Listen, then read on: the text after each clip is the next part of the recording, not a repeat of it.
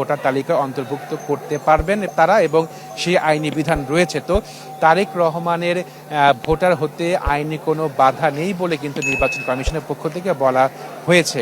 তো যেহেতু কোনো আইনি বাধা নেই, সেহেতু তারেক রহমান আজকে ভোটার হতে এবং এনআইডি কার্যক্রম সম্পন্ন করতে মূলত আজকে নির্বাচন ভবন এলাকাতে এসেছেন। তিনি এখন রয়েছেন বর্তমানে নির্বাচন প্রশিক্ষণ ভবনের যে নিচতলায় রয়েছে, নিচতলার 104 নম্বর রুম।